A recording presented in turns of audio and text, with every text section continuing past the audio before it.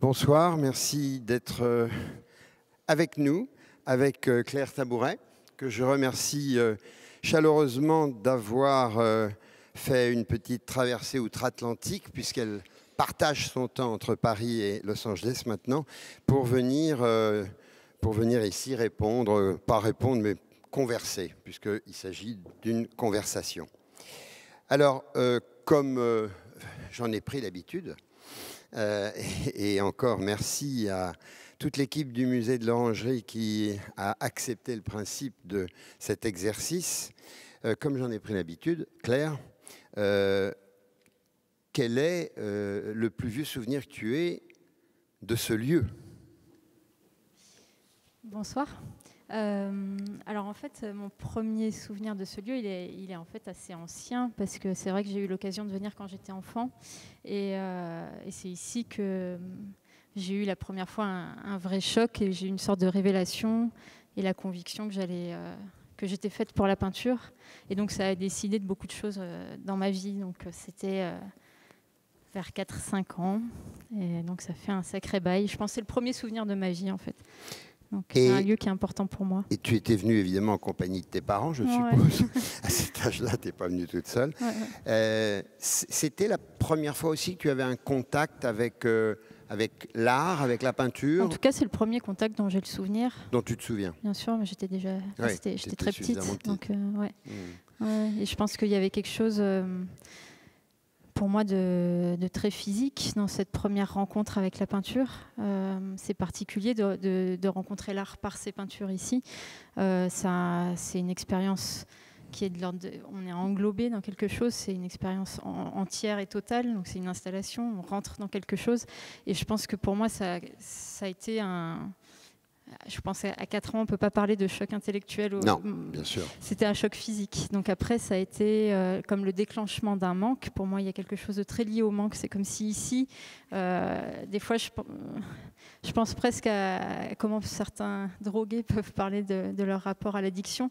J'ai eu de la chance d'avoir une addiction peut-être beaucoup plus saine qui est la peinture, mais en tout cas, ici, le manque a commencé pour moi. C'est-à-dire qu'une fois que je suis sortie de cette pièce, j'ai essayé et j'essaye encore de retrouver quelque chose. Je suis toujours à la recherche de retrouver cette sorte d'émotion forte qui parfois m'arrive à l'atelier et qui dure une fraction de seconde et puis après on retombe dans la déception, on retombe dans l'anxiété ou dans la recherche et on recommence sans cesse. Mais quand tu traverses ces moments-là d'émotion, tu te renvoies dans la mémoire par rapport à ce lieu ou pas vraiment? Ça se fait pas de manière aussi claire en fait, mais je pense qu'il y a des choses que j'essaye de retrouver, que je comprends maintenant avec plus de recul, qui ont un rapport avec cette idée de l'engloutissement, de l'abri. Je pense qu'ici, c'est quand même un espace qui est constitué et qui a volontairement été fait pour représenter un abri, un espace protégé, un espace de méditation. Et donc, je crois que mon rapport, par exemple, très très important à l'espace de création qui est l'atelier, a à voir avec ça. C'est-à-dire que pour moi, le fait d'avoir, c'est pas le cas de tous les artistes, même pas forcément de tous les peintres, mais le fait d'avoir un atelier, d'avoir un espace privé, d'avoir un espace fermé dans lequel il y a de la peinture par terre, il y a de la peinture au mur, quasiment jusqu'au plafond, ça a sûrement à voir avec ce premier choc ici. D'accord. Et alors, outre ce souvenir très lointain, effectivement, tu étais revenu ici à plusieurs reprises. Je suis revenue, mais finalement pas si souvent que ça. Et la deuxième fois, tu t'en souviens? La deuxième fois, je m'en souviens pas. Je me souviens des fois plus récentes. Je me souviens, des fois plus récentes. Et c'était à quelle occasion? Bon, la fois la plus récente. Et pour quelle raison? C'était pendant les Nuits Blanches, où il y avait des concerts organisés. Ensuite, je pense à cet endroit. Alors c'est marrant, on se disait ça, il y a Olivier Masmonteil qui est là. On se disait souvent quand on est loin, par exemple quand on est dans d'autres pays, on va avoir tendance à se dire tout ce qu'il y a à Paris qu'on aimerait faire quand on va revenir. Et donc c'est vrai que moi là j'étais à Los Angeles depuis quelques mois. J'étais à Los Angeles le 13 novembre quand il y a eu les attentats. Et même en étant loin, évidemment en étant française, je pense que ça a touché beaucoup de gens bien au-delà de la France. Bien sûr. Et c'est vrai que avec le décalage horaire, les attentats, je les ai appris dans la journée. Je suis retournée à l'atelier, extrêmement choquée. Et en regardant les œuvres qui étaient en cours dans mon atelier, il y avait forcément cette question, mais qu'est-ce que je suis en train de faire? Qu'est-ce qui est en train de se passer dans le monde? Et moi, je suis là, dans mon espace fermé avec mes pinceaux. Et en fait, plutôt que de me dire ça n'a aucun sens, il y a de la barbarie et ça n'a pas de sens de faire de la peinture. Au contraire, je crois que ça m'a d'autant plus renforcée en me disant il faut être encore meilleur, il faut être encore plus puissant, il faut être encore plus exigeant. Et puis après, j'ai réfléchi, j'ai pensé à ici, je me suis dit ici, c'est vrai que c'est une œuvre qui a été créée dans un contexte de guerre. Tout à fait. Et puis après, j'ai pensé dans le même temps à Guernica de Picasso, qui a aussi été créé dans un contexte de guerre, même si ce n'est pas le même contexte du tout. Mais dans les deux, dans un cas, on peut se dire, je pense que Monet a voulu faire une œuvre de paix dans un contexte de guerre. Et c'est vrai qu'une œuvre sur la paix, par exemple, et Picasso a sûrement plus voulu faire une œuvre sur la guerre.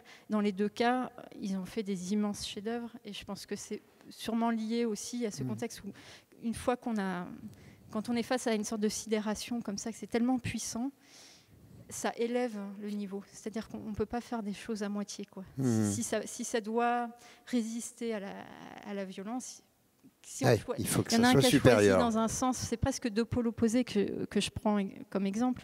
Mais en tout cas, dans les deux cas, ils ont été au maximum dans ces deux pôles opposés. Intéressant en tout cas cette proposition que tu nous fais de penser à cette œuvre magistrale des Nymphéas dans un écho avec Guernica. Je ne sais pas si j'avais jamais personnellement eu cette pensée de rapprocher l'une et l'autre, alors qu'effectivement je les ai toujours aussi, comme toi, abordées dans ce rapport au contexte de violence dans lesquels elles ont apparu.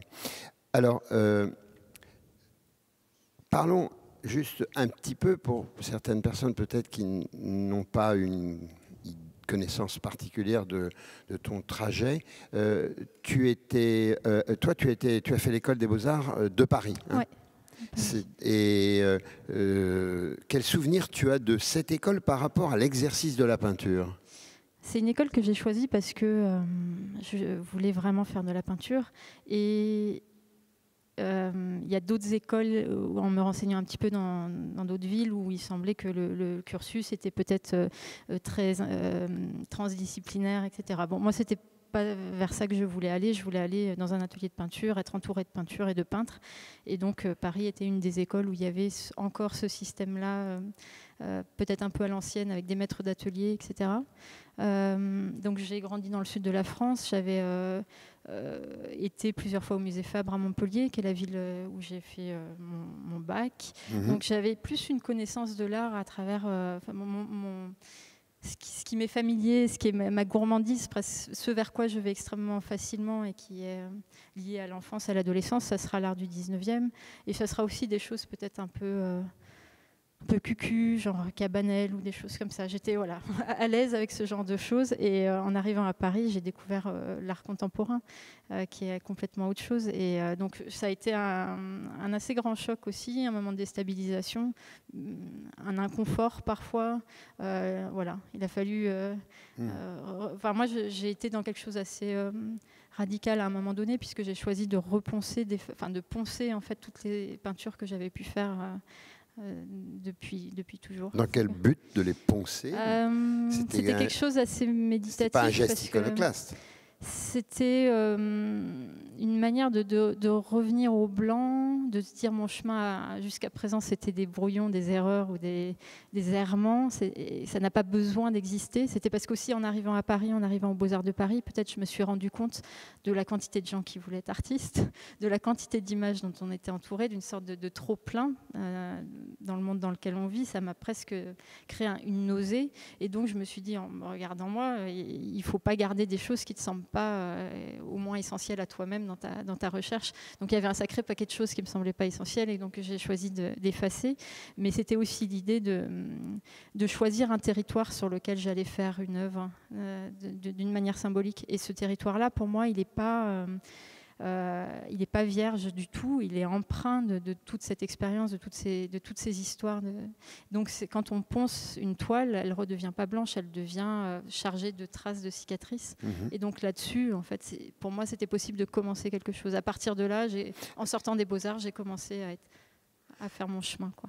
J'ai le sentiment à t'écouter que finalement, dans cette pratique-là que tu relates, de ponçage de ces premiers essais, finalement, tu constituais comme une sorte de terreau, de sédiment qui a à voir avec un élément quand même qui me paraît très important dans ton travail de peintre, c'est le rapport à la mémoire. Oui, c'est ça. Et du coup, comment ça se physiquement, comment je le rends visible, enfin, ça s'incarne, c'est avec cette importance que j'ai toujours accordée à ce qu'il y a sous la peinture. Je me suis beaucoup intéressée pendant mes études aux Beaux-Arts à l'art minimaliste, notamment des gens comme Agnès Martin ou Blinky Palermo, ce qui peut sembler un peu étonnant quand on voit le travail que je fais aujourd'hui, qui est plutôt figuratif, des représentations de portraits. Mais en même temps, il y a dans ces œuvres-là une grande importance accordée au support et à la sous-couche, on va dire, même au grain de la toile. Mais parce que j'ai vraiment l'impression que dans cette idée de la mémoire, il y a aussi le fait qu'une peinture, ça garde la mémoire de tout ce qu'on va y faire avant d'arriver au résultat, et puis aussi de tout ce qu'on va projeter en tant qu'énergie, en tant qu'émotion. Ici, je trouve que c'est très présent. Je parlais du contexte politique, mais il y a aussi le contexte intime, et ça, c'est quelque chose dont en fait, on a pu en parler ensemble aussi, de par ta connaissance de cette œuvre et de cette personne. C'est vrai que Monet, quand il peint ça, il a une accumulation. Il vient de perdre Alice, il vient de perdre Suzanne, son fils Jean. On lui apprend qu'il va devenir aveugle. Ça fait quelques années, et puis il se lance dans ce projet-là. C'est la Première Guerre mondiale qui se déclenche. Et, enfin, moi, j'ai toujours eu le sentiment qu'il y avait quelque chose de super émouvant quand on se trouve face à ces œuvres, parce que je pense que c'est imprégné de toutes ces choses, en fait. Donc voilà, dans l'idée de poncer mon travail, il y a aussi ça. Alors, si tu nous proposes une si belle, je dirais, analyse de l'œuvre ici de Monet, la tienne, elle est sur un tout autre vecteur. Quoique le paysage, finalement, a sa place aussi, le paysage. Donc, ton œuvre, qui est encore à construire, elle est au début, bien entendu, mais enfin, il y a déjà du travail, il y a déjà beaucoup de travail. Elle est passée effectivement par des strates, justement, par des strates diverses. Alors, sans les reparcourir toutes, mais peut-être pour justement donner une idée à notre auditoire de la façon dont ce travail s'est développé, je pense qu'on pourrait peut-être parler dans un premier temps de toute cette production d'images avec laquelle, en quelque sorte, tu es arrivé dans ce monde de l'art et on a commencé à repérer ton travail, qui étaient des maisons inondées. Des maisons inondées, traitées sur un mode, je dirais, presque laborieux, puisque le temps était important. Parle-nous un petit peu, justement, qu'est-ce que c'était que le choix de ce thème, ces maisons inondées? L'inondation, ça réfère à la débâcle, à la catastrophe. Démarrer une aventure de création par là, quel sens cela peut-il avoir? Pour moi, je me suis rendu compte que c'était une image qui revient extrêmement souvent, de manière très récurrente dans les médias, les inondations, et c'est le côté très spectaculaire, donc c'est très visuel, donc il y a beaucoup d'images, et ça venait comme une sorte de vision de l'apocalypse. Donc je me suis dit, l'apocalypse contemporaine, c'est ça, c'est les inondations, et donc j'avais commencé à accumuler des images découpées ou à imprimer des choses sur Internet, ce qui est quelque chose que je fais régulièrement et sans au départ trop savoir. Et puis finalement, ces images-là m'ont suffisamment hantée pour avoir envie d'en faire quelque chose. Et c'est vrai, quand j'ai commencé cette série de Maisons inondées, qui est peut-être une série un peu parallèle à ma peinture, parce que c'était la première fois, et je crois la seule fois, non, une des seules fois où j'ai, comme je me suis imposé presque un programme, c'est-à-dire que c'était des dessins, des œuvres réalisées sur papier avec des encres acryliques, et donc qui étaient appliquées avec la pointe très fine de feutre en ligne de gauche à droite, avec plein de petits traits toujours de la même taille. Donc c'était très rythmique. Encore une fois, un côté assez méditatif. C'était presque une respiration. Donc il y a peut-être aussi le fait de contrebalancer face à la violence de certaines choses avec une action à la recherche d'une consolation, quelque chose comme ça. Les images que j'ai produites, donc les dessins sont très calmes en fait, paradoxalement. Et c'est vrai que dans mon travail, suite à cette première série de Maisons inondées, la question de l'eau est quelque chose qui est toujours beaucoup revenu. Et je pense que ce qui me fascine, alors peut-être que ça vient toujours de ce premier choc d'enfance avec ce lieu ici, mais le fait de représenter l'eau, pour moi, c'est un immense défi parce que l'eau, c'est forcément quelque chose de mouvant. Et en même temps, la peinture, c'est forcément quelque chose d'immobile. Donc de vouloir représenter du mouvant en choisissant volontairement, alors qu'il y a plein d'autres moyens en 2015, mais de choisir la peinture pour représenter ce terrain qui se dérobe sans cesse. Si on y arrive, comme ici, je crois qu'on plonge dans quelque chose qui est de l'ordre de l'éternité et donc qui parle bien au-delà de ce qui est représenté. Il y a un autre critère dans cette série des maisons inondées faites sur ce mode-là très laborieux avec le feutre. C'est tout ce que ce thème-là et ce motif pouvait aussi, porte aussi de rapport à la lumière. Parce que la lumière, c'est là aussi un critère qui est très important, mais vraiment très important chez toi. Il me revient en mémoire, et on va aborder les tableaux de portraits de figures et tout cela, mais je me souviens qu'une fois, tu avais attiré mon attention sur le fait que la ligne d'horizon qui était en arrière-plan de toute une assemblée d'enfants renvoyait à une ligne qui se trouvait sur le tableau, je crois, de l'enterrement à Ornans de Courbet. Hein. Et j'avais été un petit peu surpris que tu mettes l'accent aussi précisément. Ouais. Et alors, on peut dire qu'effectivement, le travail aussi de la lumière, c'est celui de l'eau, c'est aussi celui de la lumière. Oui, surtout ici, je crois qu'on peut dire ça. Oui, ici, mais par rapport au tien de travail. En tout cas, aussi la question de la lumière, ça rejoint ce qu'on disait sur la mémoire, c'est-à-dire que la manière que j'ai de peindre la lumière, c'est une lumière ténue, c'est une lumière pour moi qui est proche du vacillement d'une flamme d'une bougie, par exemple. Et en fait, la lumière, elle est toujours en dessous, donc notamment dans la série des Maisons inondées, je commençais par des couleurs très vives. Et comme c'était une application de plein de petits traits, je repassais ensuite 5 ou 6 couches d'encre différentes jusqu'à arriver à une sorte de saturation et des couleurs très sombres, très indéfinies. Et donc la lumière vient toujours du dessous, elle irradie par en dessous. Et c'est un peu l'idée de certains souvenirs qui ne s'effaceront pas, donc qui résistent à l'oubli, qui résistent au silence. Et donc c'est cette lumière du dessous, c'est un peu pareil, même si certains de mes tableaux sont très sombres. C'est quand même des tableaux de lumière. Quand on parcourt ton travail, on observe que tous ces paysages de maisons inondées, évidemment, étaient privés totalement de présence humaine. Hein. C'était vraiment un paysage finalement très, très radical. Il y avait juste la maison qui s'écroulait ou qui disparaissait, voire on pouvait penser parfois qu'elle émergeait, hein, ce qui était un signe plutôt positif. Et c'est vrai que ce qui n'a pas manqué de surprendre, notamment mon regard, parce que c'est à ce moment-là que je t'ai rencontré, c'est quand tout d'un coup, la figure humaine est arrivée dans le travail. Notamment avec la figure des migrants ou des exilés. Qu'est-ce qui s'était passé à ce moment-là ? En fait, je pense que dans mon travail, des fois, on a l'impression qu'il y a des vraies ruptures ou des sauts d'une chose à une autre, mais c'est parce qu'il y a le rythme des expositions où d'un coup on est face à un ensemble et on n'a pas forcément le quotidien de l'atelier où il n'y a que des glissements. Donc moi, je ne l'ai jamais vécu comme une rupture ou quelque chose comme ça, parce que chaque chose a amené la suivante. Donc il y a eu les maisons inondées, ensuite il y a eu des tentes qui étaient toujours sans présence humaine, mais c'était des tentes en tissu, et il y avait cette fente sur l'ouverture et le sombre de ce qui se passait à l'intérieur de la tente.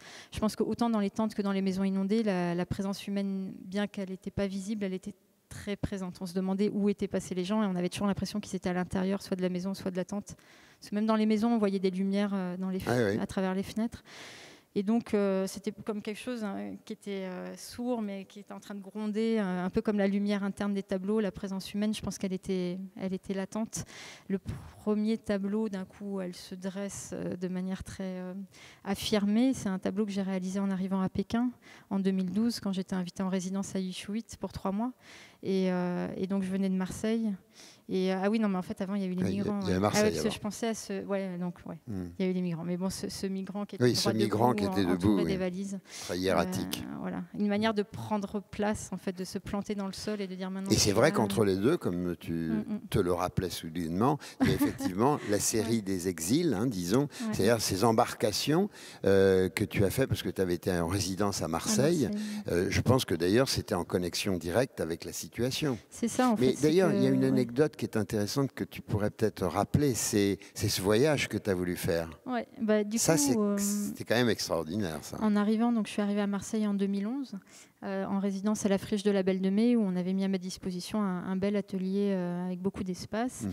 Et puis là, stupeur, impossible de me mettre à peindre. Donc c'est quelque chose qui m'est rarement arrivé parce que j'ai un rapport complètement quotidien au fer. Même s'il y a des moments de doute où l'inspiration n'est pas du tout au rendez-vous, il y a quand même le besoin de faire quelque chose. Bon, et là, rien à faire. Panne sèche. Panne sèche. Doute. Et donc je regarde par la fenêtre de ce bel atelier, en fait, de la Friche qui est un peu en hauteur. Je voyais jusqu'au port. Et là, je voyais ces gros bateaux qui faisaient des allées et venues le matin et le soir, avec écrit SNCM. Donc je tape ça sur mon ordinateur Google et je vois que c'est les liaisons qui font Marseille-Tunis ou Marseille-Alger quotidiennement. Et moi, je me sentais vraiment pas bien dans cette ville de Marseille. Il y avait quelque chose qui me repoussait sans cesse. Et donc, je me suis dit que peut-être il fallait repartir de cette ville pour y revenir en arrivant par la mer, que c'était vraiment une ville qui s'appréhendait par la mer, que c'était presque comme un visage que j'avais pas eu le temps de regarder vraiment et que j'étais tout de suite rentrée dedans. Il y avait quelque chose de trop violent. Donc voilà, j'avais cette première idée en tête. À partir de là, j'ai écrit un mail au directeur commercial de la compagnie, que j'avais trouvé ce contact sur Internet. Et donc, à ma grande surprise, il m'a répondu très vite en me disant venez me voir dans mon bureau. Et donc là, il avait très peu de temps à m'accorder, mais il avait grosso modo compris la situation, que j'avais perdu mon inspiration, qu'il allait m'aider à la retrouver. Mais du coup, il me dit mais si vous voulez partir pour revenir, vous voulez revenir d'où? Ce qui n'était pas forcément une question que je m'étais posée au préalable. Et donc très vite, je me dis Alger, parce que voilà, jusqu'à présent, j'avais surtout représenté des paysages avec cette sorte de conviction que les lieux gardent la mémoire des événements. Et donc Marseille-Alger, c'était une traversée qui est extrêmement chargée. Et donc ça faisait sens pour moi de la parcourir à mon tour et de m'imprégner de tout ça. Et que finalement, tu allais peut-être trouver une résurgence d'inspiration voilà. par ce voyage. En tout cas, mon idée n'était pas forcément d'aller à Alger, c'était surtout de m'installer dans un entre-deux. Encore une fois, quand j'avais dit j'ai poncé mes toiles, c'était pour définir là où faire œuvre était possible. Là, d'une certaine manière, je voulais à nouveau définir peut-être où serait un atelier symboliquement, où la pensée serait possible, et ça serait un entre-deux. Donc la mer offre cette possibilité de s'installer dans un temps un peu plus long entre deux espaces. Et donc, manque de bol, une grève de marins à la SNCM commence et dure 3 mois. Donc, pendant ces 3 mois-là, je suis restée absolument bloquée, têtue sur mon idée, qui était qu'il ne fallait pas que je fasse rien, que ma vie n'existait pas tant que je n'étais pas revenue. Donc, c'est comme si je... C'est drôle de dire tant que je n'étais pas revenue, et non pas tant que je n'étais pas allée. Oui, c'est ça. C'est vrai que c'est bizarre. C'est curieux, c'est bizarre pour le moins. Et donc, du coup, les mois passent et là, on est en 2011, on arrive au printemps. Donc, le printemps 2011, c'est le printemps arabe. Et là, il y a tout ce qui se passe. Il y a ce focus médiatique aussi sur les migrants qui tentent de rejoindre l'île de Lampedusa en bateau. Donc, je commence à regarder tout ça, à accumuler beaucoup d'images.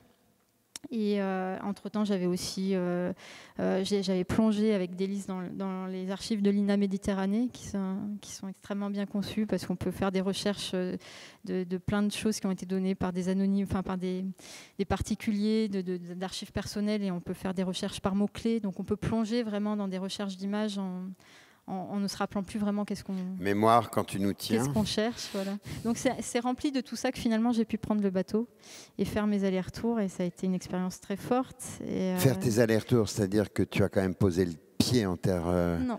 non, non, non. Même pas? Non. De toute façon, j'avais pas de visa, donc je ne pouvais pas descendre. Mais moi, ce que je trouvais très beau, c'est que ces bateaux-là sont extrêmement hauts. Il y a, je sais pas, 5 ou 6 étages, c'est quasiment des immeubles sur l'eau. Et donc, quand on arrive à Alger, on se retrouve au niveau de la première rue d'Alger. Et donc, on n'est pas très loin. On voit les gens qui marchent dans la rue, on sent les odeurs, on entend les bruits des klaxons. Et en même temps, on voit la ville qui est absolument magnifique du point de vue. Enfin, je ne sais pas comment elle est de l'intérieur, mais en tout cas, de la mer, elle est sublime.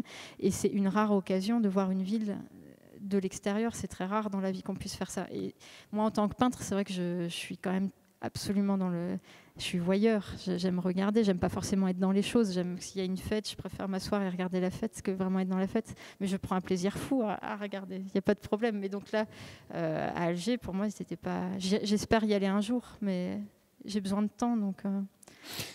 Et alors, donc, ça a donné finalement toute une série de tableaux sur le thème de la migration, pour ne pas dire des migrants. Ouais. Des tableaux d'assez grand format, où je me posais en fait la question de la peinture d'histoire aussi, de vouloir aussi... Enfin, j'avais besoin de réagir à ce qui se passait. Je me disais quel sens ça a de le faire en peinture, comment le faire en peinture, qu'est-ce que ça rajoute, qu'est-ce que ça enlève. Je pense que pour moi, ce qui me semblait terriblement frappant, c'était de me dire que c'est vraiment une figure intemporelle à notre histoire à l'histoire de l'humanité, cette figure de la migration en bateau, du franchissement, de passer d'une rive à une autre, et que peut-être le fait de les représenter en peinture, avec ce format, avec le fait qu'on peut s'être immergé dans la toile, ça nous invitait, enfin, j'espère inviter le regardeur à ralentir, à plonger peut-être dans ce temps beaucoup plus long que peut offrir la peinture, peut-être une distance plus juste. En tout cas, pour moi, il y a de ça. En tout cas. Alors, dans cette façon qui me paraissait peut-être la plus efficace de parcourir ton travail, je voudrais te lire ces lignes qui résonnent directement avec ce que l'on vient d'entendre. Nomade, j'étais. Quand toute petite, je rêvais en regardant les routes. Nomade, je resterai toute ma vie. Amoureuse des horizons changeants, des lointains encore inexplorés. Alors, et bien entendu, tu sais de qui il s'agit. Il s'agit de Isabelle Eberhardt. Qui est Isabelle Eberhardt? Qui est cette figure qui est si importante pour toi? Alors moi, quand je raconte son histoire, souvent je romance. Alors quand je raconte les histoires, en général, je romance. Donc je n'ai pas une précision historique, puisque c'est pas forcément cet aspect-là qui va m'intéresser. Bien sûr. Ce qui m'a retenu mon attention quand j'ai entendu pour la première fois parler d'Isabelle Eberhardt, c'est cette trajectoire de vie qui, dès le départ, elle arrive dans le monde avec des problèmes, avec une incapacité à rentrer dans des cases, parce qu'en fait, elle est déjà son propre nom. Alors, je ne sais plus très bien, mais elle ne porte pas le nom de son père, en fait. Elle porte le nom du nouveau mari de sa mère. Et donc, il y a un premier malaise par rapport à ça, parce que sa mère a eu plusieurs enfants, elle arrive en dernier et elle n'est pas du même père. Ensuite, les parents, donc c'est une famille qui est née en Russie, qui sont des anarchistes, qui fuient la Russie au début du XXe siècle pour s'installer en Suisse. Donc, il y a un premier déplacement, un premier décalage. Elle ne va pas à l'école, elle a la chance d'avoir une famille qui a accès à beaucoup d'artistes, à beaucoup de figures d'écrivains, et donc je pense qu'elle est brillante, elle fait l'école à la maison d'une certaine manière, elle apprend dans les livres, elle se passionne pour l'islam, et elle apprend l'arabe littéraire suffisamment bien pour commencer une correspondance avec un écrivain égyptien. Et là, elle s'invente pour la première fois à l'adolescence un autre nom, qui est le nom d'un jeune garçon arabe. Alors je ne sais plus quel est le premier nom, et puis elle le fera ensuite tout au cours de sa vie. Et donc ces glissements permanents, alors déjà dans son apparence aussi, c'est quelqu'un qui s'est fait passer pour un homme, et d'autres fois pour une femme, enfin voilà, qui a utilisé l'habit toujours comme un costume. Et ça, c'est quelque chose qui m'intéresse beaucoup, parce que je crois profondément que c'est avant tout ça, c'est quand même un costume pour se faire reconnaître, pour se faire voir d'une certaine manière, et donc on peut l'utiliser avec plus ou moins de liberté suivant là où on habite, à quelle époque, et puis suivant son caractère et son éducation. Elle, en tout cas, elle a bousculé tous ces codes-là.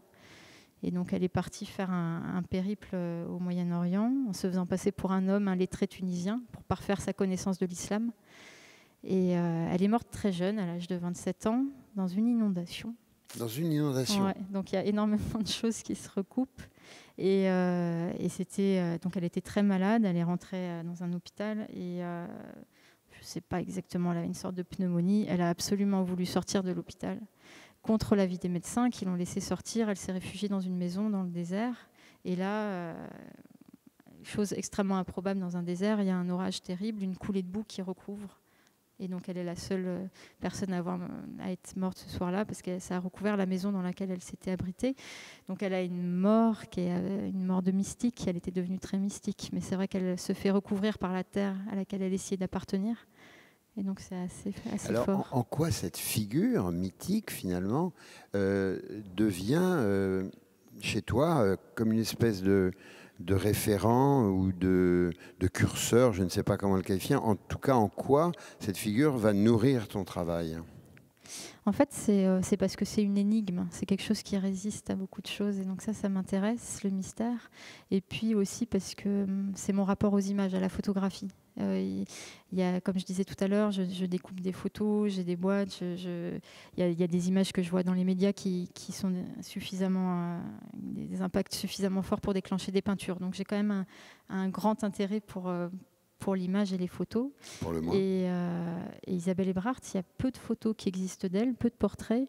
Et ce qui est frappant, c'est que de l'un à l'autre, c'est très difficile de s'imaginer à quoi elle pouvait vraiment ressembler physiquement. Parce que c'est à chaque fois quelqu'un d'autre. Et donc, du coup, pour moi, la peinture, là, elle peut intervenir. Parce qu'en général, je commence à peindre quand j'ai un manque. Ouais, j'en parlais tout à l'heure, en fait. Et donc là, typiquement, il y a un manque. Et donc, je vais essayer de peindre cette identité mouvante, flottante, comme l'eau, enfin, quelque chose qu'on ne pourra pas figer, quoi. Mais toute cette série de peintures qui n'ont plus à voir directement avec Isabelle Ebrard, mais qui sont ces figures de groupe, d'enfants, qui sont des figures anonymes, jamais identifiées.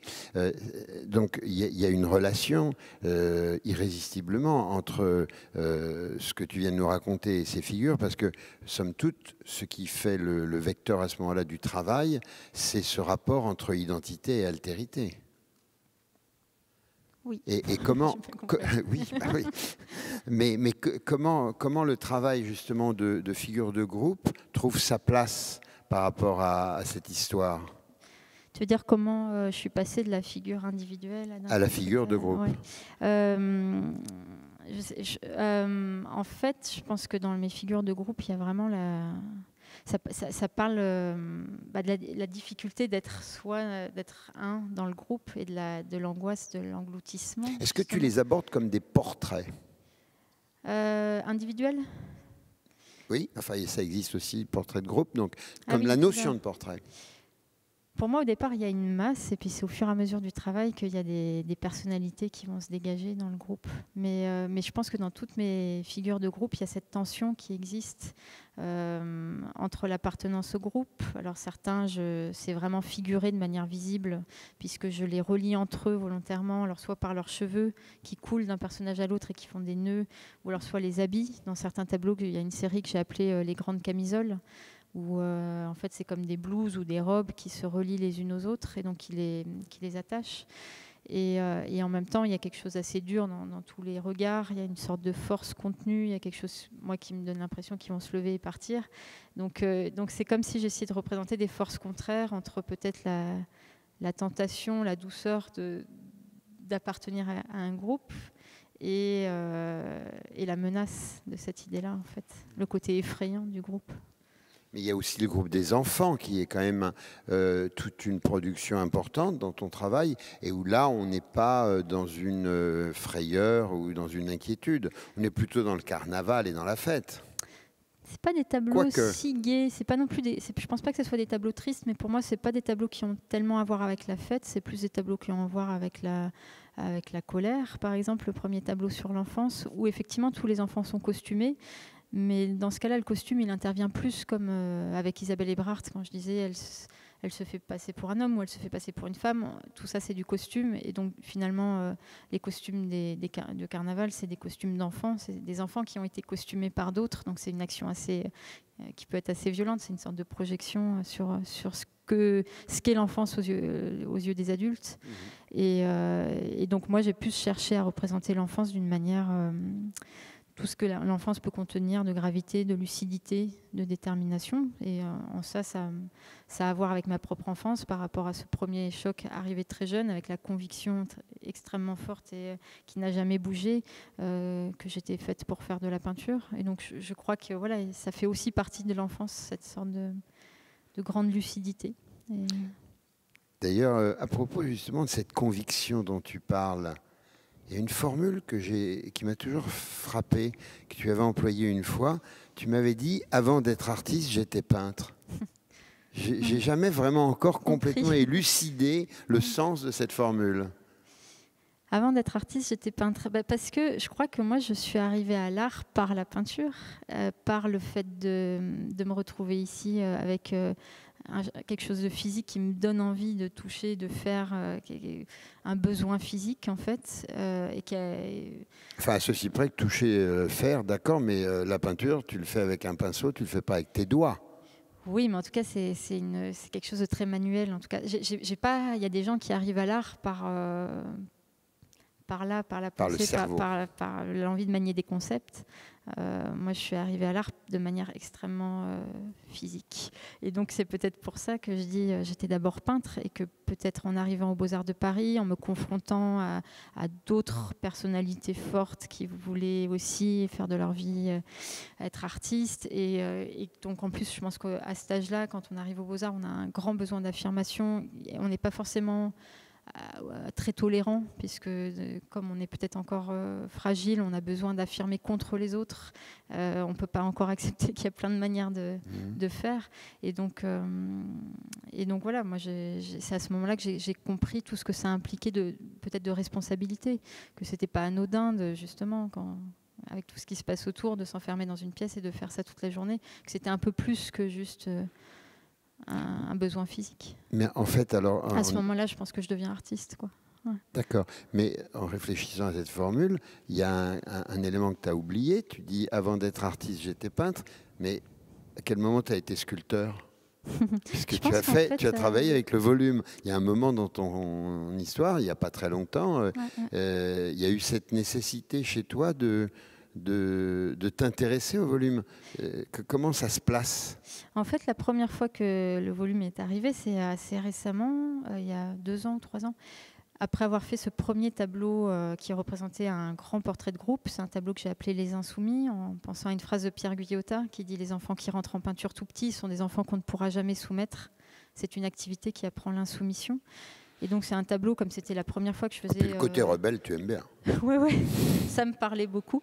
Et c'est un tableau sur lequel j'ai passé plusieurs mois, qui a été assez long à élaborer, d'une part parce que c'était la première fois que je faisais un si grand format, c'était la première fois que je représentais un portrait de groupe, il y avait une 40aine de personnages. Et donc, du coup, j'ai passé du temps avec eux à l'atelier. Il y avait quelque chose, une relation assez forte que j'avais développée avec certains de ces personnages. J'ai compris aussi au fur et à mesure de l'élaboration du tableau pourquoi je le faisais, en fait. Qu'est-ce que ces enfants avaient à me dire. Et à la fin, c'est comme si je n'étais pas prête à les abandonner tout de suite et que je voulais poursuivre et que j'avais presque appris à les connaître suffisamment bien que je me disais, mais si on me donne j'avais envie de prendre un bloc de terre et de les faire sortir de la terre pour les incarner encore autrement. Et donc, en fait, j'ai choisi 7 ou 8 personnages de ce tableau qui sont devenus des bustes en céramique. Mais je pense vraiment que je les ai... parce que je les ai peints en céramique, quoi. Et je les ai peints de la même manière que mes peintures, c'est-à-dire en commençant avec une couche, pour le coup, d'un vert acide assez vif, et ensuite en recouvrant avec une autre couche de céramique. Donc il y a eu plusieurs cuissons et donc c'est un travail aussi de transparence avec de la lumière qui vient du dessous, et donc ils sont très très proches à mon avis de la peinture. Ouais, d'un travail de peinture. Et la sculpture, tu l'as poursuivie? J'ai fait ensuite un autre groupe, alors pour le coup qui est inspiré d'un tableau qui s'appelle La Grande Camisole dont je parlais. Et donc là, ça représente une dizaine de garçons qui sont en pied sur une estrade, sur 3 marches différentes, et qui portent des blouses bleu sombre, et chaque blouse est cousue avec celle de son voisin. Donc ça fait une sorte de grande masse de drapés, d'où sortent quelques petites têtes. Voilà, donc ça c'était aussi que j'avais envie d'être face à ce sujet qui m'est arrivé comme ça de je ne Parce sais que où, la peinture n'est pas suffisamment physique, pas Si, suffisamment elle te provoque pas suffisamment dans le corps, si je puis dire. je crois pas que ce soit pour pallier quelque chose que la peinture m'a pas donné, c'est Non, mais autre comme chose. tu parlais de manque, Ouais, non, pour le coup, je pense que non, je crois que c'est autre chose et que, alors, par exemple, dans les premiers petits bustes et tout comme Ouais. la camisole, il y a la céramique et il y a aussi le tissu. Donc, les petits bustes, ils ont des collerettes ou des chapeaux en tissu. Les blouses, la camisole est faite aussi en tissu. Donc, il y a quelque chose de très réel. Et donc, c'est comme si j'avais envie aussi, pour rebondir peut-être sur la suite, de terminer avec un surplus d'incarnation pour pouvoir passer à autre chose, je ne sais pas encore. le tissu, c'est intéressant que tu mettes l'accent là-dessus parce que ça a toujours été assez présent finalement dans ton travail, le tissu.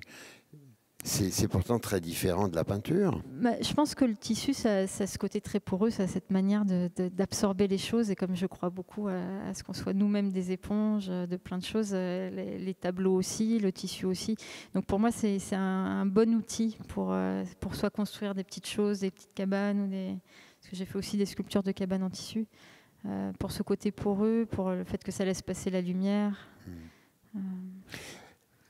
Alors, peut-être il serait intéressant quand même que tu nous parles de ce qui est advenu depuis quelque temps, à savoir que tu as changé, je dirais, de géographie, tu as changé de contexte. Si on fait comme ça brièvement un petit compte-rendu du trajet, voilà, tu es à Paris, il y a un certain succès qui arrive, et puis finalement, tu quittes la scène, si je puis dire. Je dirais pas que tu quittes la scène sous les applaudissements, c'est un peu excessif. Mais oui, finalement, qu'est-ce qui s'est passé? Pourquoi tu as souhaité tout d'un coup t'en aller et aller loin jusqu'à Los Angeles? Pourquoi Los Angeles? Qu'est-ce qui était quelles sont les raisons de ce départ? Qu'est-ce qui t'attire tant là-bas? Qu'est-ce qui te motive? Qu'est-ce qui t'a motivé dans cette situation nouvelle? Je pense que moi, je suis quelqu'un qui a besoin de me déplacer régulièrement. Alors, c'est pas forcément des déplacements géographiques à chaque fois, mais en tout cas, je redoute tout ce qui peut être de l'ordre du confort ou de la routine. Et j'ai besoin de réactiver comme un certain danger, très relatif bien sûr, mais quand on s'installe dans un nouvel espace, ça rafraîchit le regard, quoi. Donc là, ça fait un moment que je suis à Paris, je sentais que j'avais besoin de faire un grand déplacement. Donc les États-Unis m'attirent depuis un moment pour leur énergie, leur dynamisme. J'hésitais entre New York et Los Angeles, et puis pour le coup, je suis assez impulsive, donc j'ai pas réfléchi très très très longtemps. J'ai pas des milliards de raisons qui m'ont poussé à choisir Los Angeles, si ce n'est que je connaissais pas, que je connaissais déjà New York, et que Los Angeles me semblait plus dépaysant, presque plus compliqué à appréhender, donc un plus grand défi pour moi. Donc je me suis retrouvée là-bas en janvier dernier. Voilà, j'ai sauté dans un avion un peu, quoi. Enfin, et puis une fois que j'étais là-bas, ça m'a suffisamment plu pour avoir envie de m'y installer sur du plus long terme. Et je pense que ça déplace les choses dans ma peinture aussi. Le rapport à l'espace, c'est quand même très très différent, et ça paraît très cliché, mais c'est immense. Les rues sont immenses, tout est immense, donc il y a une sorte d'amplitude de mouvement, même quand on se déplace dans la ville pour aller d'un point à un autre. Le fait de tout faire en voiture, même si c'est pas moi forcément qui conduis, mais je vois le paysage défiler d'une autre manière. L'atelier est immense aussi, donc mes gestes se libèrent. Je crois que dans mon esprit, il y a aussi plus de place. Enfin, c'est comme si j'ai l'impression de me libérer, en fait. Mais c'est pas du tout vouloir se mettre en danger. Si, il y a aussi de ça, il y a aussi l'idée d'arriver quelque part où les gens ne me connaissent pas et de me dire je vais essayer de conquérir ce nouvel espace à ma manière. Et moi, ça passe toujours par le travail. Je suis incapable de rencontrer des gens sans avoir mon travail. J'ai pas de vie sociale si j'ai pas si j'existe pas en tant qu'artiste. Donc voilà, la première chose que j'ai à faire, c'est de me mettre à peindre, et de construire une vie autour de cette peinture. Mais alors, il faut préciser peut-être aussi que il y a un élément qui pour toi est plus facile, c'est que tu as quelque part en toi un peu d'anglais, et donc que tu parles l'anglais sans problème. C'est quand même, ça aide beaucoup, ça facilite les choses. Bien sûr, oui. Mais alors, qu'est-ce que tu en attends? Qu'est-ce que tu penses que tu vas pouvoir trouver, ou est-ce que tu as une idée de ce que ta peinture, ton travail vont trouver de nouveau? En fait, c'est pas tellement ce que j'en attends. Je crois que c'est surtout d'être dans l'instant présent. Ça me permet d'être dans l'instant présent. J'adore ma vie là en ce moment, donc ça c'est plutôt chouette. C'est-à-dire que je me sens bien là-bas. Je trouve que je sais pas ce qui va se passer dans 3 mois. Je sais pas ce qui va se passer dans 6 mois. Et j'aime vivre comme ça en fait. Donc.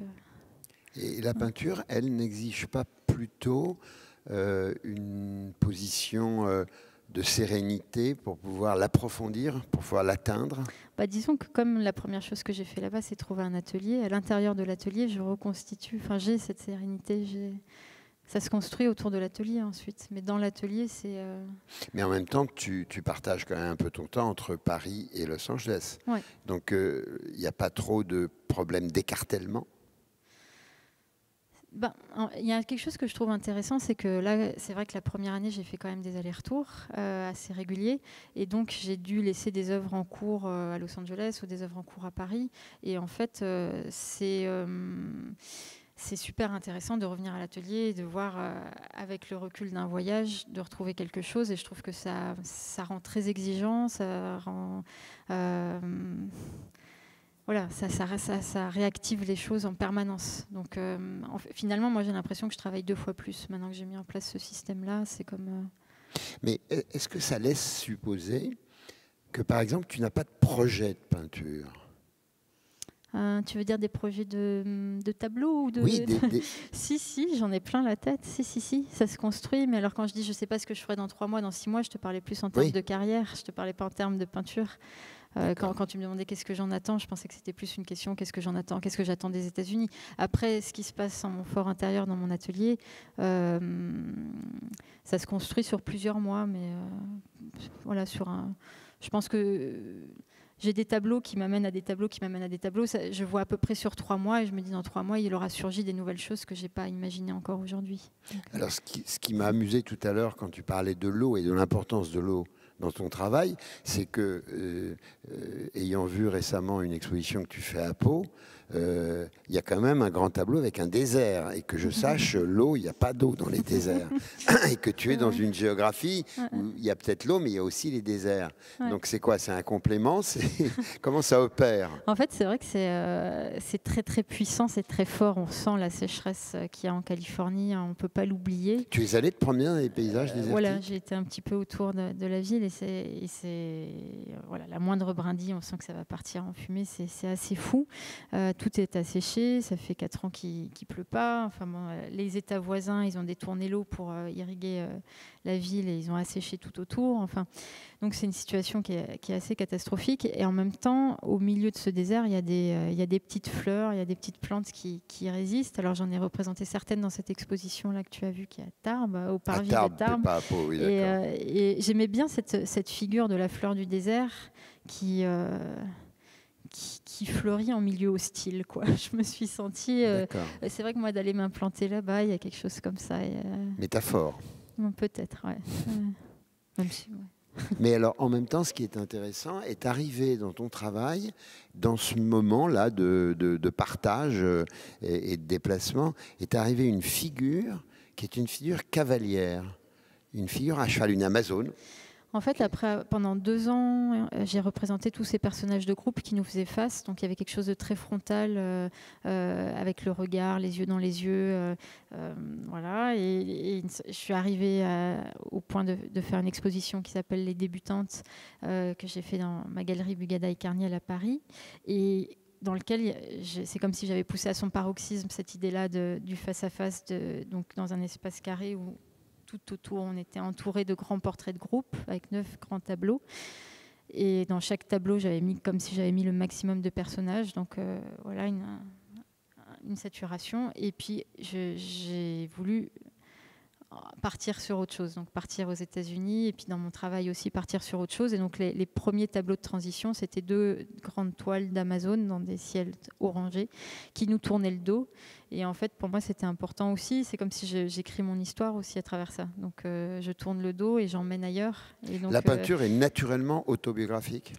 Je crois que ça se fait un peu malgré moi, hein. Donc je peux l'analyser peut-être après coup, mais il y a des figures fortes comme ça, et c'est vrai que la figure de l'Amazone, je tourne autour depuis un moment.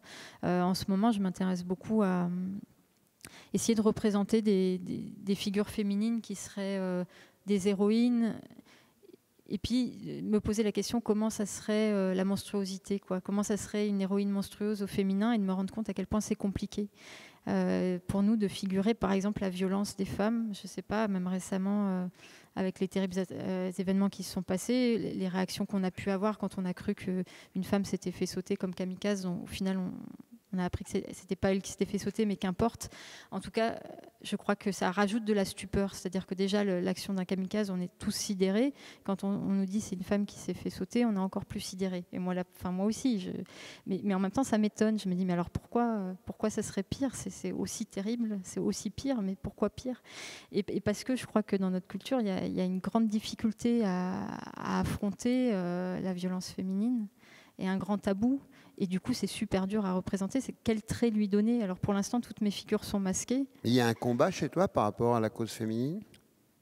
C'est une question qui me traverse évidemment, parce qu'elle me concerne, et elle nous concerne tous. Mais après,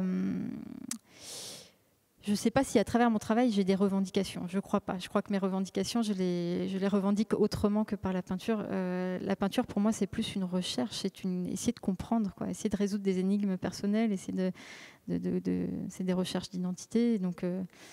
Et donc, la violence, voilà. Quel trait donner à cette violence-là? Pour l'instant, je n'ai pas résolu le problème. Donc, dans mes tableaux, en ce moment, les gens sont masqués. Ouais.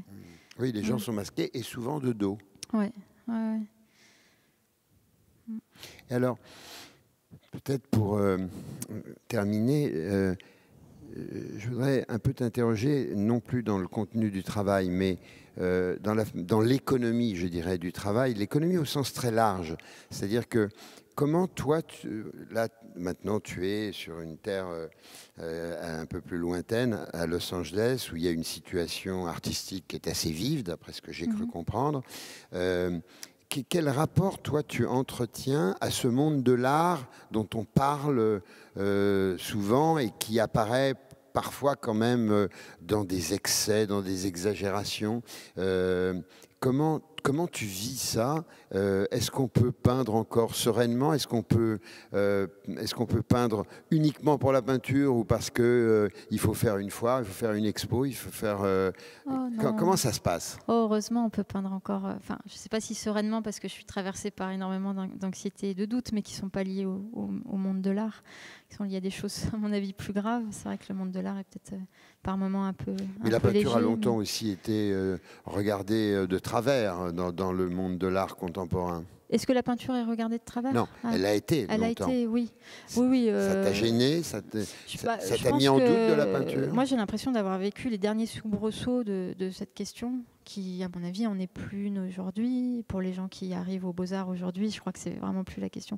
Et que, en ayant, par exemple, grandi dans le Sud, à Montpellier, il y avait clairement un problème avec la peinture figurative, parce que c'est aussi lié à l'histoire de l'art dans le Sud de la France, à support surface ou à des choses comme ça. Et en même temps, ça fait un moment maintenant. Donc, et d'autant plus dès qu'on va voyager, si on va en Angleterre, en Allemagne, aux États-Unis, ils n'ont jamais eu ce problème. Donc moi, je pense qu'il faut s'en faire l'économie, parce que sinon, on perd beaucoup, beaucoup trop de temps. Et pendant ce temps-là, les autres, ils peignent, ils avancent, ils sont bien meilleurs que nous. Donc voilà. Mais par exemple, à Los Angeles, être peintre à Los Angeles, c'est facile, pour ce que tu en as perçu. En tout cas, par rapport à un autre médium, je ne crois vraiment pas qu'il y ait aucun problème. Et puis après, les peintres, on a peut-être un peu chouiné ici en France en disant on est mal vu ou ceci ou cela, mais il ne faut quand même pas oublier que c'est le médium le plus commercial, qui a toujours été celui qui se vend le mieux. Et même au temps où en France on critiquait la peinture, c'était quand même ce que les collectionneurs achetaient le plus. Donc finalement, on est souvent mieux loti au niveau d'un certain confort matériel que quelqu'un qui va faire de la performance ou de l'installation. Donc après, il y en a certains qui ont peut-être une plus grande facilité à atteindre une reconnaissance de certains curateurs, de certaines institutions. Il y en a d'autres, de par le médium, plus rapidement vont se retrouver reconnus par le marché, par l'aspect plus commercial. Moi, ce que j'espère, c'est pouvoir passer d'une chose à une autre et de décloisonner tout ça. Et puis surtout, de ne pas trop m'en inquiéter, quoi. Tant que je peux faire ce que j'aime, avancer. Ouais. Peindre, finalement. Voilà. C'est ça qui est ta préoccupation. Ben, écoute, je crois qu'on on a fait un tour. On pourrait en continuer longtemps comme ça, toutes sortes de méandres dans ton travail, parce que je crois que c'est effectivement un travail qui est particulièrement intéressant depuis le temps que je l'ai croisé. Je pense qu'il est temps maintenant de passer la parole à notre auditoire s'il a des questions à poser à Claire Tabouret. Je pensais en fait à deux artistes qui ont aussi fait ce chemin d'aller de Paris à Los Angeles. Et je voulais savoir si tu les avais un peu en tête. Je pense à Carol Benzaken qui l'a fait aussi. Je ne sais pas combien de temps elle y est restée, mais je trouve que c'est un parallèle intéressant parce que je pense que c'était aussi un moment où elle était sous la lumière et qu'elle a fait le choix d'aller là-bas. Et je pensais aussi à David Hockney, que c'est vraiment une référence importante pour tout peintre. Et donc je sais qu'il a fait plein d'allers-retours sans arrêt, mais je pense même qu'il s'y est installé pendant un moment. Et donc voilà, je voulais voir si tu avais ça en tête. En fait, Carol Benzaken, on en a beaucoup parlé quand j'ai évoqué mon projet. C'est vrai qu'ici, parce que une peintre française, femme, qui s'installe à Los Angeles, forcément tout le monde a fait le rapprochement. Moi, je ne la connais pas personnellement, donc j'en ai pas parlé avec elle. Il me semble qu'elle est partie, ça fait, je crois, une quinzaine d'années, il me semble. Hein, quand elle y a été. Elle est revenue depuis en France, mais je veux dire, elle est partie peut-être 3-4 ans à Los Angeles, il y a 15 ans. Et de ce que j'ai pu comprendre, c'est que, à mon avis, Los Angeles a tellement changé depuis que le Los Angeles qu'elle a connu, où je pense qu'elle était une des premières quand même à faire Maintenant, il y a des artistes qui viennent du monde entier, il y a plein d'Européens, il y a une grande communauté d'artistes internationaux. Donc je pense qu'elle était sacrément courageuse parce qu'en fait, c'est pas du tout la même expérience qu'elle a dû traverser. Ça serait super intéressant d'en parler avec elle. Et David Hockney, oui, bien sûr. Dans son travail, on peut complètement sentir l'influence de la Californie. Ouais. Je ne l'ai pas rencontré non plus. Je connais une partie que j'avais compris être une routine ou un travail permanent d'artiste. Alors j'aime voir ça chez les artistes. Et donc c'était l'autoportrait. Et donc est-ce qu'aujourd'hui c'est toujours l'autoportrait d'une part, ou est-ce que cette idée de routine de travail, d'entraînement existe toujours, même à Los Angeles? Alors, pardon. Merci Jacques de poser cette question. Je voudrais juste pour éclairer la réponse que Claire va en donner, c'est que Jacques Doré fait allusion à un travail d'autoportrait que Claire Tabouret, tu me corriges si je dis une bêtise, a entamé lorsqu'elle est partie en résidence en Chine, qui est un travail d'autoportrait qu'elle a mené de manière quotidienne en Chine, qu'elle a rapporté en France, qu'elle a poursuivi un moment en France pour finalement, non pas le suspendre définitivement, enfin ça c'est elle qui va le dire, mais c'était effectivement un travail tout à fait routinier au sens meilleur du terme, qui était, si j'ai bonne mémoire, mais je te passe la parole, une sorte d'exercice d'entraînement du matin. Oui, quand je parlais des maisons inondées tout à l'heure, j'ai dit c'est une des seules fois où j'ai, comme une série parallèle, où je me suis imposé un programme un peu. Et en tête, je voulais parler des autoportraits, mais j'ai oublié. Donc l'autre fois où j'ai eu ça, c'était avec les autoportraits. J'ai commencé en 2012, effectivement, en arrivant en Chine, avec l'idée que j'allais passer 3 mois là-bas, que je voulais garder une trace quotidienne de ce qui allait se passer, plutôt que de garder un journal intime, comme j'ai pas de pratique d'écriture. J'ai préféré faire des dessins, et donc un dessin. je me suis dit, si je m'assieds face à un miroir tous les matins, que je me dessine, ça va, moi, me permettre de me rappeler, d'imprimer l'état d'esprit de la journée et les événements de la journée. Donc ça a commencé comme quelque chose d'assez personnel, intime, et puis c'est devenu une série que finalement j'ai exposée et que j'ai montrée à plusieurs reprises. En rentrant en France, j'ai continué, donc ça allait bien au-delà de ces premiers 3 mois de voyage. Et donc j'ai continué pendant 2 ans. Donc je me suis représentée tous les matins avec une sorte de règle du jeu qui était, il n'y aura qu'un dessin par jour. Le fait qu'il n'y ait qu'un dessin par jour, c'était assez important parce que ça évacue complètement l'idée de faire un beau dessin, de réussir le dessin ou de le rater, c'est pas l'enjeu, puisque de toute façon je vais le garder. Donc ça libère complètement le geste. Et donc c'était sur un format un peu plus grand qu'un format A4, à l'encre de Chine, en noir et blanc. Et à la fin, quand j'avais terminé le dessin, je mettais la date du jour, un tampon, et hop, il allait sur la pile, et je l'acceptais tel qu'il était.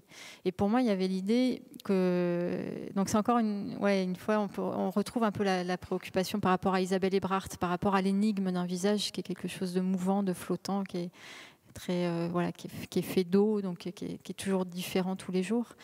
Et donc d'accepter cette idée qu'on ne peut pas se définir en une fois. Et donc voilà, chaque matin, on recommence cette aventure-là.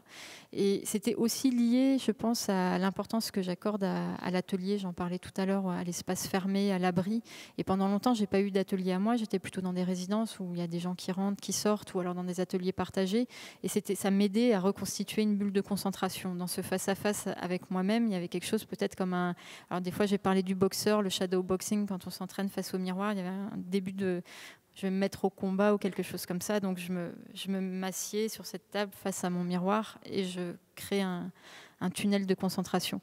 Et puis d'un coup, les choses ont changé, j'ai pu avoir un premier atelier à moi avec une porte qui ferme, et ça c'était en 2013, et au bout d'une dizaine de jours dans ce nouvel espace, les choses la nécessité s'en est plus fait sentir.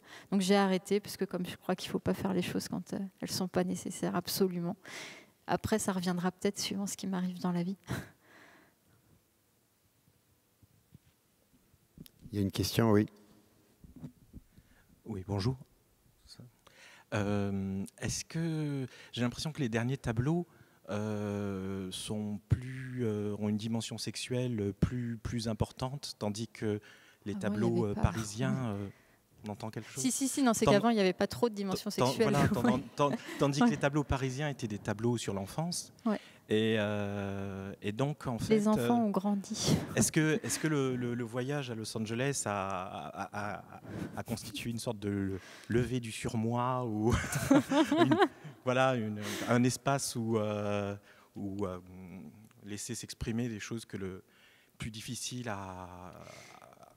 Je crois que c'est lié à cette recherche sur cette figure féminine, sur cette héroïne féminine. Et rapidement, en plongeant dans mes souvenirs ou en regardant les choses qui existent, je me rends compte que l'héroïne au féminin, elle est érotique en fait, par rapport à ce qu'on connaît.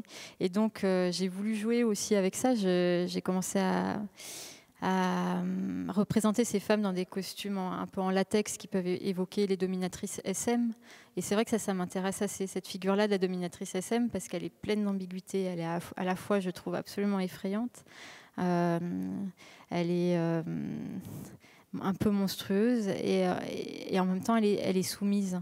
Elle est dominatrice et soumise en même temps, parce le costume est fait de telle sorte pour l'enserrer et révéler certaines parties du corps, rendre accessibles certaines, enfermer d'autres, etc. Et donc, c'est un costume qui, à mon avis... a pas mal de possibles en peinture. Voilà. C'est le début de quelque chose. Ouais. Je pense surtout que cette partie-là, nouvelle, effectivement, dans le travail, elle met bien en exergue toute la dimension dont Claire nous a parlé par rapport à la violence, plus que à la sexualité proprement, enfin telle que tu sembles vouloir l'évoquer. Je pense que c'est plus par rapport à la violence, parce que j'ai toujours été frappé personnellement dans le travail de Claire, comment il y a toujours au départ finalement d'un projet pictural chez elle, effectivement un élément de violence qu'elle veut, je ne sais pas comment le dire, peut-être canaliser, qu'elle veut peut-être éclaircir, qu'elle veut peut-être adoucir, pourquoi pas, mais vraiment quelque chose, oui, de cette nature-là. Il y a une autre question, je crois. Oui, Tout à l'heure, donc, on a dit que tu travaillais beaucoup le portrait. Tout à l'heure, tu évoquais des recherches sur Internet, d'images. Je voulais savoir quelles étaient tes sources dans ces portraits que tu fais. Est-ce que c'est des sources réelles de gens que tu rencontres en vrai ou c'est à partir de photos, d'images comme ça? Ça dépend, et puis surtout, la source, c'est toujours un point de départ. Donc il y a par exemple Isabelle Ebrard, c'est des photos d'archives, les quelques portraits photographiques qui existent d'elle. Les débutantes, c'était à partir de photos qui sont réalisées pour le bal des débutantes chaque année. Les photos d'enfance, c'est des mélanges d'archives familiales avec des choses que j'ai pu trouver sur Internet. En fait, moi, je tiens à expliquer que c'est comment dire, c'est presque un stimuli, un choc, comme un truc électrique, paf, ça déclenche quelque chose. Après, c'est plus très important pour moi. En tout cas, j'ai pas dans les classements que je peux faire d'images. Et ça, j'espère un jour avoir l'occasion. J'aimerais bien reconstituer une pièce avec toutes ces images qui sont les images d'atelier, les images d'archives, pour montrer comment je les organise. Et c'est pas une organisation d'historienne. C'est-à-dire que c'est plus des associations d'idées. C'est comment je vais rebondir d'une chose à une autre. Et donc parfois je peux mélanger des choses qui sont de contextes très différents, d'époques différentes. Et dans le fait de saisir les traits d'un visage, le fait que la personne ne soit pas forcément là, comment tu le vis ça? Ou est-ce qu'il y a une différence entre faire une peinture à partir de cette photo ou de la personne en vrai qui est là devant toi pour saisir? Ah non, parce que moi ça serait pas mon sujet du tout. En fait, déjà, je voudrais pas avoir quelqu'un à l'atelier avec moi. C'est vraiment très solitaire. Et puis ensuite, l'autre chose, par exemple, dans tous les grands portraits de groupe, les portraits d'enfants, les camisoles, etc. Je représente pas du tout des enfants qui existent en fait. Ce qui m'a déclenché ça, c'est des visions de photos de classe. Mais après, il n'y a aucune photo de classe qui va ressembler au tableau au final, puisque je ne représente pas des gens qui existent, je représente des projections. C'est toujours une forme d'autoportrait aussi. Donc c'est pour ça qu'ils ont un air de famille entre eux. Bonjour. Je suis allée voir votre exposition des prétendantes, il me semble, l'année dernière, ou cette année. J'avais jamais vu aucun de vos tableaux, hein, donc c'était une vraie découverte et je les ai vraiment trouvés criants de vérité. Et je voulais savoir en fait qu'est-ce qui vous a poussé à peindre ces tableaux de groupes, donc d'abord les groupes d'enfants évidemment, mais ensuite les groupes de prétendantes. Et voilà, qu'est-ce que vous vouliez dire à travers ça et voilà. C'est un peu ce dont je parlais tout à l'heure, c'est-à-dire la question de l'individu dans le groupe, comment trouver sa place. Et donc, il y a eu les premiers tableaux d'enfants déguisés qui évoquaient plus mon entrée en peinture et quelque chose d'assez autobiographique. Et quand je suis arrivée finalement, au bout de 2 ans, au bout de cette série, à réaliser cet ensemble sur les débutantes, pour moi, il y avait aussi un questionnement sur l'image d'une certaine féminité hyper codifiée. Assez dérangeante à mon avis, et donc exacerber ça, et j'avais envie de faire des tableaux exagérant le côté drapé, sucré, meringue de toutes ces robes, et que ces robes deviennent comme des vagues qui pourraient menacer d'engloutir tout le monde, tous les personnages. Donc c'est un peu l'idée de départ en fait. Merci.